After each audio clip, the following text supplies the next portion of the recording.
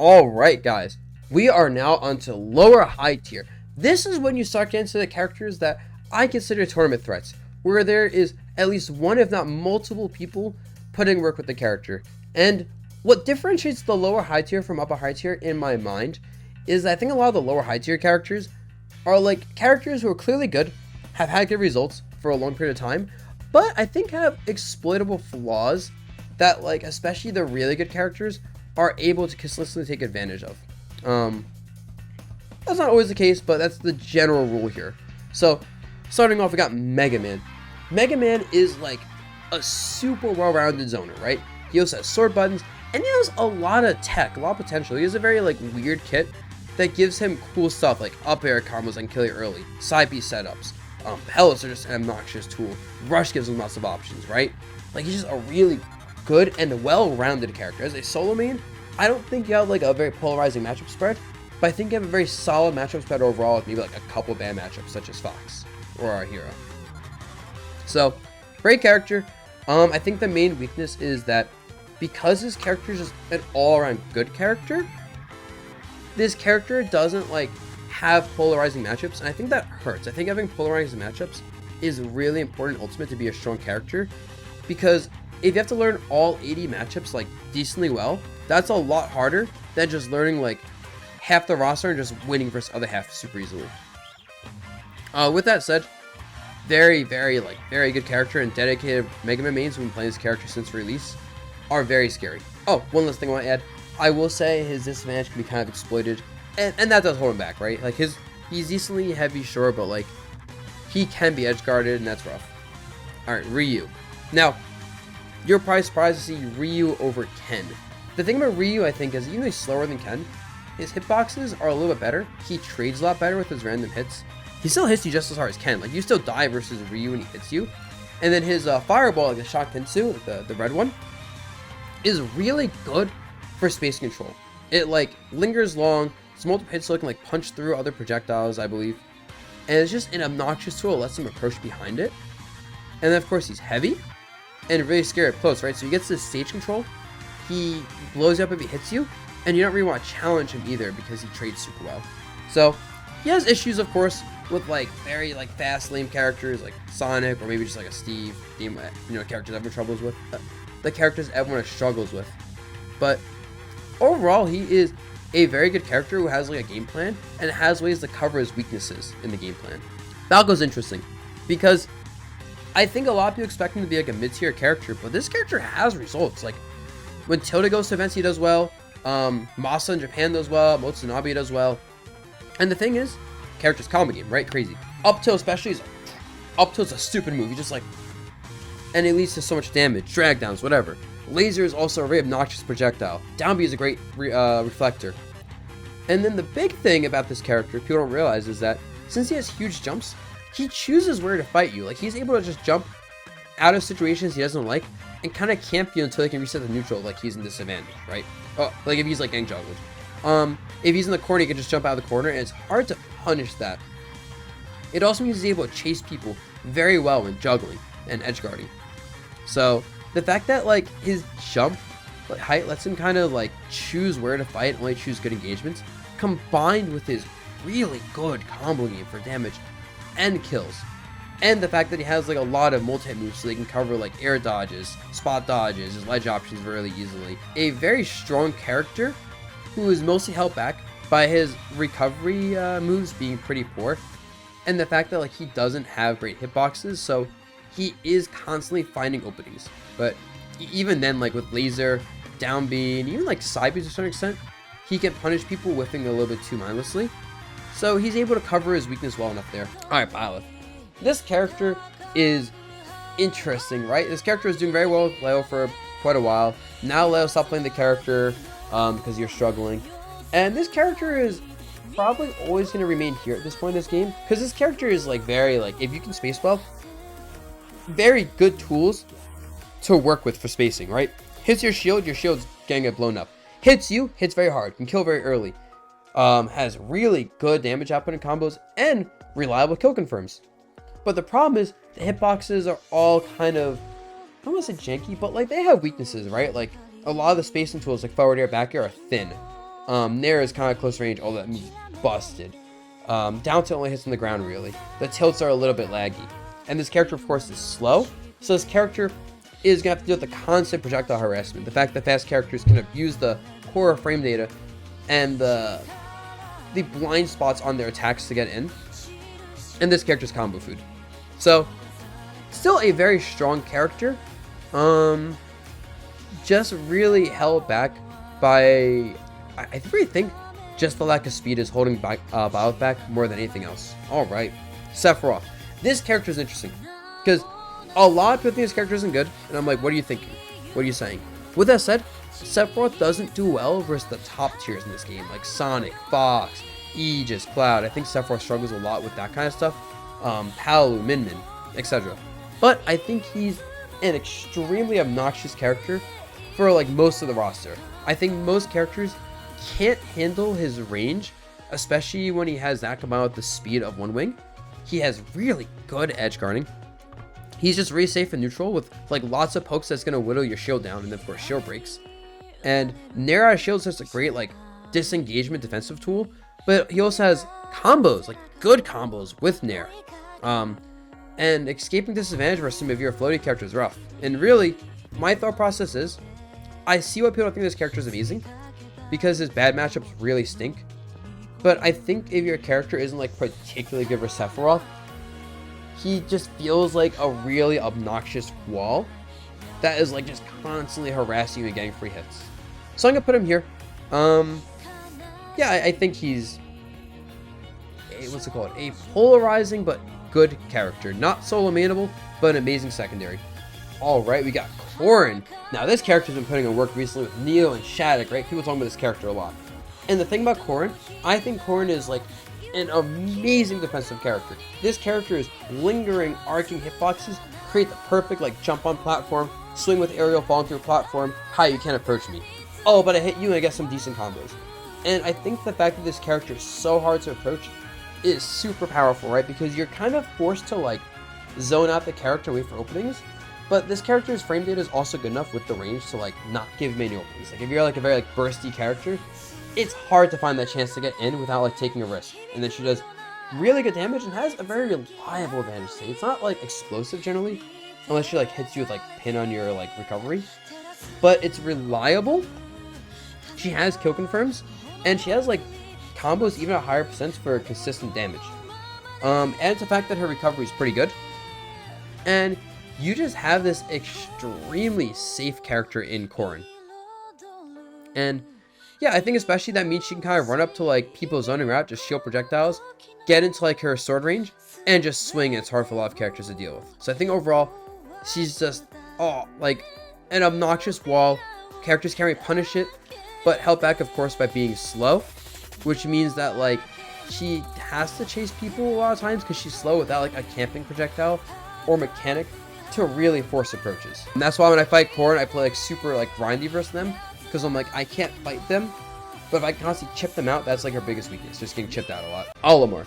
So this character is like super glass cannon, like probably like the best glass cannon character at this point in Ultimate. He hits you very hard when he gets going. Like his combo game is insane. Even in a game with lots of crazy combos, he like does more damage than most characters.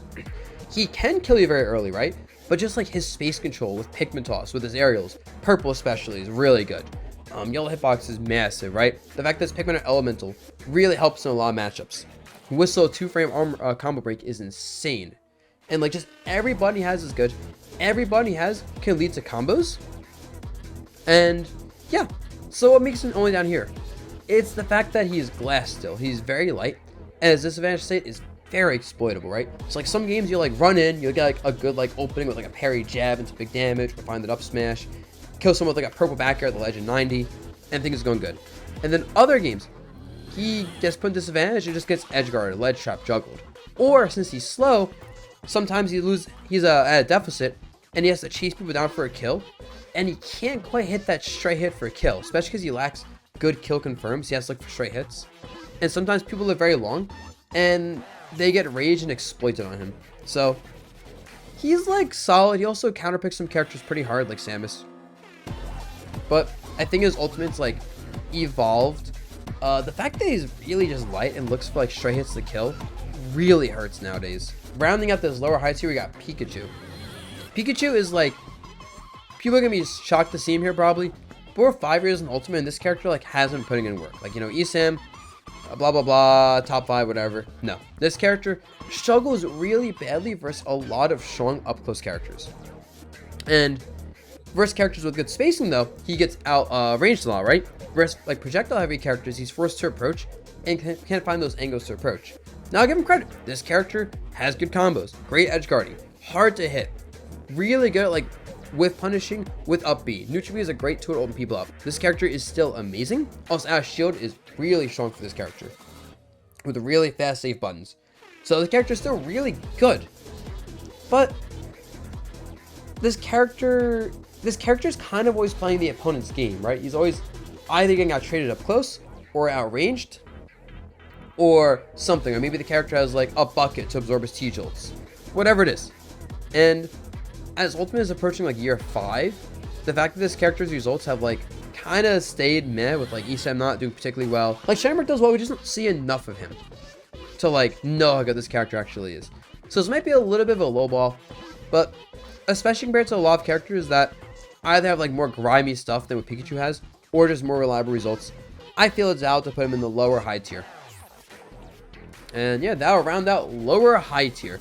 Characters that are good, but for some reason or another just feel a little bit lackluster compared to like the tiers above. Alright guys, we're getting into the upper high tier. We're like near the end of this now. Now these are the characters who I think are very strong and have like especially very good win conditions. I think that's something that's like very important Ultimate, is having like a goal you can play towards that just like closes out games. And all of these characters have that, or like just something else very powerful about them. So starting off, we got Shulk. Now this character I honestly almost put in lower high tier, but then I kind of just thought about it and I was like, no, he's not lower high tier. He's too safe with his attacks. His arts do make him very linear, but like there's still so much power in just going like smash art and killing people, or shield art and not dying, or jump art and edge guarding very well. And it's like we all know this character is good. It's kind of fortunate, honestly, no like very good player decided to play this character, but at the same time, because this character has like never been a crazy tournament threat, I'm gonna drop him down to upper high tier and be like, yeah, it's solid character, but there's just clearly better characters more worth playing. All right, Brawler. This character, honestly, I want to put higher, but like no one plays him really. I think like Kame has him as a secondary. I know there's like a couple of Brawlers that do well. And I don't know enough about this character. This character just feels good. This character really fast, great frame data. This character's combos are insane, especially on floaties. This character can do insane like death combos on floaties, like 60% kill confirms. With that said, this character has issue of has to get in, doesn't have the staying power to stay on top of people, and I think if you like play around like their combo percents, they can struggle to like close out stocks, which can be a problem. And also their disadvantage state can be kind of exploited. So great character. Honestly, I'm not exactly sure where they should be. I think they could be higher. Maybe I'm overestimating them. I'm just leaving them here right now. Ness is interesting. This character, people look at this character and think, this character isn't that great, right? But at the same time, there's always Ness players getting results. Like there's, since the beginning of Ultimate, constantly Ness players beating good players. And it makes sense. This character has great air movement, right? This character has really high damage output. You ever get down tilted by a Ness, bro? That should just 50%. You ever get side B by a Ness? Oh, and the side B is such a good move because of the diagonal projectile hitbox that creates a lingering hitbox. Oof. Having an anti-energy projectile tool down B is amazing. It also gives him like good pressure and mix-ups. The fact that like all of his aerials are good, even all of his tilts are like really good. He has like every single attack he has is actually really good. Because of the directional air dodge introduced in Ultimate, his recovery isn't that exploitable, which is always his main weakness. And at this point, he's just like he also kills pretty well. It's like great back throw. All of his aerials can kill pretty much, except I think Bear. And out of show game's good. I can just keep going. He's actually a great character whose main issue is just he gets walled out. And like, he has the tools to get past people walling him out. He has a reward for doing so. He is just outclassed by characters who, yeah, are just better. Like, there's no super major weakness. There are better characters. I guess recovery can be weakness in some matchups. It depends. Terry. Terry is like, Terry's scary. Fast character, great burst options, insane combo game, and can cheese you. Like, this character is so cheesy with Go Meter.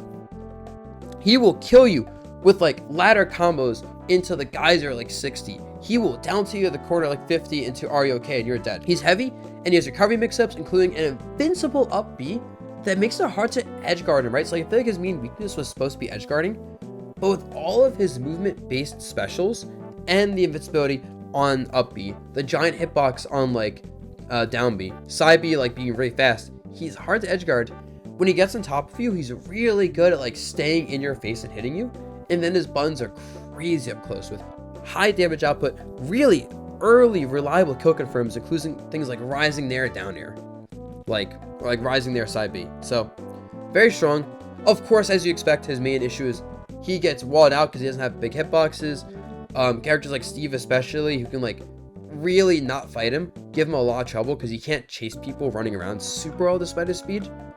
But man, don't let that distract you from the fact that like, you have to run away from him because he's so powerful up close and so fast. Now, Rosa being here is probably crazy, right? Especially for me. But I will give myself credit here. Cue the meme of Barack giving himself a medal. But yeah, I'll give myself credit here. This character's neutral is very good. Like, this character is so good at just like controlling lots of space at almost no commitment. Like, you have to like hard call out like starbits and jump over to get punished. You have to like hard commit to like hitting Luma and hope Rosa doesn't call that out. You know, like you have to basically commit super hard to getting around Luma. And if you have a projectile, you can harass Luma, but then there's a lot of counterplay. Like, there is a lot of technical stuff with Rosa. I shouldn't get too in-depth into it. So I'll just say her neutral is very strong. She has a lot of room for improvement, and I've constantly like pushed the bounds of different matchups, finding ways to deal with like easy options to kill Luma. And then her advantage stage is very good. Up air juggling is insane. Up air like frame traps into neutral air for kill confirms or just high damage is really good. Her ledge trapping with like tilt, starbits, Luma setups, powerful. Her edge guarding, forward air, down air, amazing. She can also stall extremely well without Luma, and she has a massive, like a lot of big disjoints to challenge people with, even just as Rosa. So you can't just approach her without Luma. And like, while Rosa has Luma, she's like a top tier character free. So the fact that she can stall pretty well without Luma helps her out a lot. Add a lot of reliable kill confirms, good damage output, and her main weakness is just being big and light. And despite that, it isn't enough at least to hold me back at the current moment. So I'm gonna put her here for that overwhelmingly powerful neutral that leads into like a consistently good advantage state. Alright, Zero Suit. This is a character that's been following off for a while. She's still very good, but she's not where she was before. That's obvious. But like, being a very fast character with safe pokes means you're always gonna be a great character, especially when you have good combos. Like, she has a pretty good combo game with like nairs, rising ferret lower percents can lead to stuff. Her tech chase is gonna be really scary. Her edge guarding juggling is really good, and her disadvantage state. Number one thing has always been disadvantage state. As long as she can just flip kick out of any bad spot and make you play her neutral again, where she doesn't have the scariest neutral, but it's hard to hit her neutral, right? And I can't emphasize enough the fact that she resets there really freely, and like will eventually win neutral off just really safe pokes, makes her a good character. Yeah, she can't deal with like characters that hit extremely hard with crazy combos, or like are able to control a lot of space and she can't like move around freely.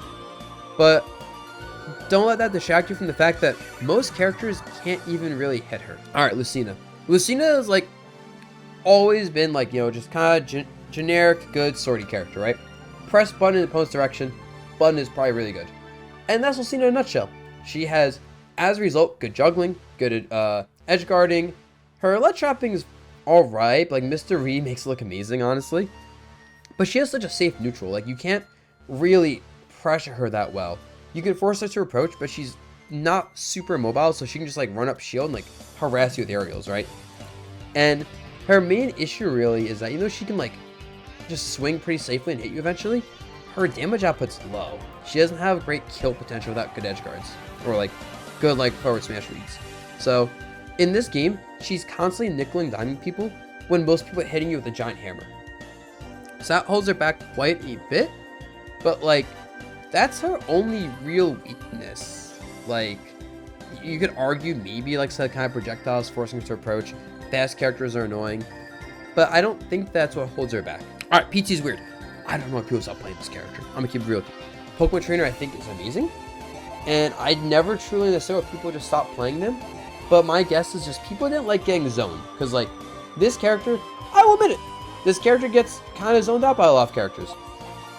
The disadvantage state isn't that great, and I feel like there's a reason people stop playing Pokemon Trainer, which is why I'm putting Pokemon Trainer here. But at the same time, I don't fully get it, because on paper, I feel like Squirtle is an amazing character. Ivysaur is really good as like a discount like projectile sortie character, and then Charizard's a good like discount like heavyweight, but you just use them in the right spots and it's effective. I guess maybe the fact that the characters are kind of simple means there's not a lot of room for like crazy advancement, so they're falling behind as other metas progress. But really, I think if Quid went to more events, people will talk about this character again, but Quid doesn't go to much and every Pokemon trainer dropped him for Wolf. So yeah, I don't get it. All right, Sora. You know, I'm starting to be a Sora believer. Watching Raycore Sora like hit like the like actual touch of death combos in Gluttony, and I'm like, okay, it's happening. Like if you could hit those like IDJ fair and air combos, this character does have insane damage output, insane kill confirms. And then this character is just safe, big sword hitboxes everywhere, good recovery. The projectiles are just so obnoxious to get around. The fact that you have a burst option with side B means like if people are like trying to like fight you like a sortie, you can just burst in with that or a dash attack. But then the shield pressure with like the Nairs and the Fairs is really obnoxious. And just this character has so much powerful air control that can lead to lots of damage pretty easily and has reliable kill confirms. It's a hard character to fight. I can honestly see this character going higher in the future. This character could just be top tier eventually. It just still takes time. The character's still cooking. There's a lot of stuff to learn with the character, and it's a lot of execution. So like that execution barrier means unless you're like a robot, you're gonna drop things, and that's gonna hold him back. But really, as I see the Sora players advance more, not just Common, but like Raycore and other ones, Unleashed as well, it's like this character is. It feels like an unstoppable wall that also can kill you off single hits. Now we got Wolf. Now people are thinking Wolf in here. Trust me, this character is so good still, but as Ultimate's evolved, I feel like Wolf has not been evolving. Like there's a lot of theoretical like combos with like Shine and Side B, but I don't really see it. And I think it's because a lot of times those windows aren't the best. And this character does struggle with the fact that like they get walled out by bigger hitboxes. They're not that decently fast on the ground. They're pretty fast in the air, but I think they have to jump around a lot to get in. And by jumping around a lot to get in, they're opening themselves up a lot to anti-airs. And then the recovery is just so exploitable if you know what you're doing versus Wolf. So it's like really scary to get hit. Also, Wolf has a lot of trouble killing. If you can avoid like fair back air windows, this character has to commit to kind of laggy smash attacks or things like forward tilt at like 140, predictable up tilts, back throws at high percents, dash attacks, and just generally their ability to kill you is very limited. And especially because it's so fragile, I feel like it's kind of like Olimar, where the fragility plus the struggle in getting kills versus people who know what moves to avoid is really rough for Wolf. It's a great character. Putting him down here instead of top tier might be a bit of a hot take. I might have to take that back later, but for right now, I see the Wolf players doing well but struggling. I feel like I see the Wolf players like beating the top echelon of players at this current moment, and I'm not sure if it's because of them or because the character's linear nature is starting to hold them back a lot. And then finally, PacMan. Honestly, I don't know what to do with this character in terms of tiering, because like I want to put this character in top tier initially, but then I'm like, this character is kit that you have to get in, and if PacMan gets walled out, he has, you know, stall for fruits with like Hydrant, and then like fight you up close with his great boxing tools. But a lot of characters that are good are mobile enough to like move around like his stubby hitboxes and avoid his fruits, right? And then he has decent combos, but he's not doing a lot of damage with his combos except for Galaga stuff. Unless he hits like a bell, he's not killing you pretty reliably. And I think when you have a character that has to fight a lot with like low range normals, but doesn't get enough reward off of that, and then relies on a good but linear projectile game, it's rough. Hydrant's a good move. It controls a lot of space. All of his projectiles good. His out show game's good. He's hard to keep in disadvantage in general, so that's all really strong. But I feel like he's just, I don't know, I always feel like he's a little bit outclassed by characters that have like ridiculous win conditions, where his win conditions are just strong. But yeah, that is the upper high tier. Next is gonna be the broken stuff, the top tier. Look forward to that. Peace.